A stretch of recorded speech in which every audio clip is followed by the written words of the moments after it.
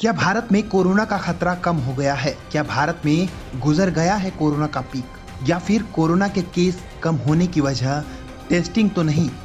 ये सवाल हम इसलिए पूछ रहे हैं क्योंकि पिछले कई दिनों से देश में कोरोना के केस में कमी देखने को मिली है।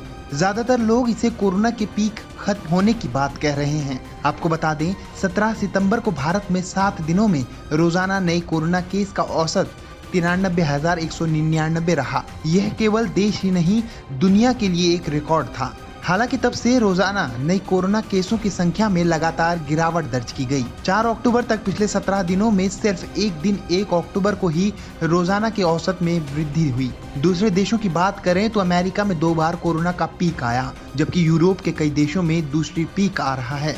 अमेरिका और यूरोपीय देशों में एक बार कोरोना के नए केसों का पीक आने के बाद स्थितियां संभलने लगी, लेकिन दोबारा रोजाना नए कोरोना केस बढ़ने लगे और बढ़ते चले गए। लेकिन भारत में ऐसा फिलहाल नहीं हुआ है।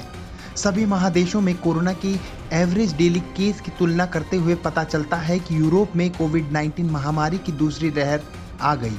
दुनिया के जिन 17 देशों में 4 अक्टूबर को कोरोना के 50,000 से ज्यादा केस थे और जहां पिछले 2 हफ्ते में कोरोना केस 20% बढ़ गए, उनमें 10 देश यूरोप के हैं। ऊपर से ग्राफ में अमेरिकी देशों को एक साथ रखा गया है।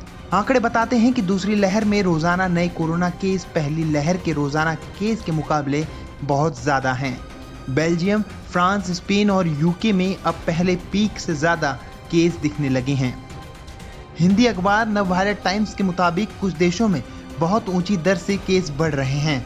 मसलन चेक रिपब्लिक में पिछले 2 हफ्तों में 67% केस बढ़ गए, जबकि इसी दौरान नीदरलैंड और फ्रांस में 30% केस बढ़े। यूरोप में कोरोना की दूसरी लहर मध्य जुलाई से शुरू हुई थी। तब से संक्रमितों की मौत की दर उससे पहले की अवधि के मुकाबले बहुत कम रही। इसका कारण वायरस के बेहतर समझ पैदा हो जाना है।